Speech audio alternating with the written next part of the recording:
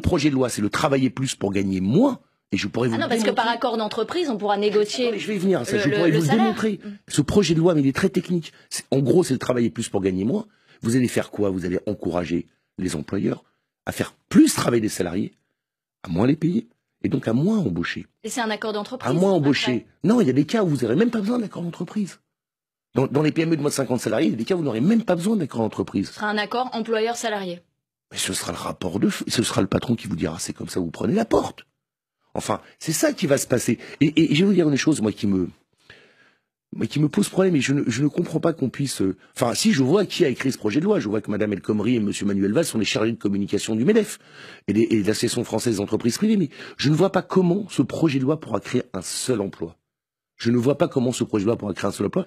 Je vois que c'est une machine à broyer les droits sociaux des salariés. Moi, j'ai dit c'est la déchéance des droits sociaux qu'on est en train de fabriquer, mais ça ne créera aucun emploi. Moi, je ne veux pas qu'on crée une armée de chômeurs pauvres, que ce soit une machine à fabriquer des futurs titulaires du RSA.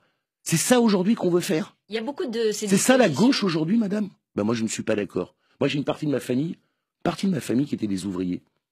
Je veux dire, je n'insulterai pas leur mémoire. Je ne voterai pas un projet de cette nature s'il n'est pas substantiellement modifié. Je ne suis pas rentré au Parti socialiste pour organiser la déchéance des droits sociaux. C'est la réforme de trop après la loi Macron, la déchéance de nationalité. Inefficace, qui ne créera pas un seul emploi, qui créera qu'une seule chose, des chômeurs pauvres, qui augmentera la précarité dans le monde du travail, qui augmentera donc le stress dans le monde du travail, et qui à terme, madame, augmentera les gestes de désespoir des salariés dans leur propre entreprise.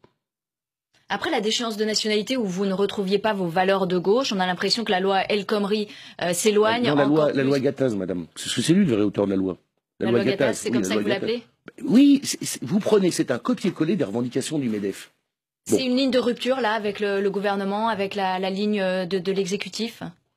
Et pour moi, surtout, quand je vous dis je suis affligé, effaré, c'est comment, en fin de mandature, on peut se dire, mais attendez, je vais faire une loi qui finalement va amener les gens à travailler plus pour gagner moins, quand ils seront chômeurs, seront plus pauvres, et qui ne créera pas un seul emploi.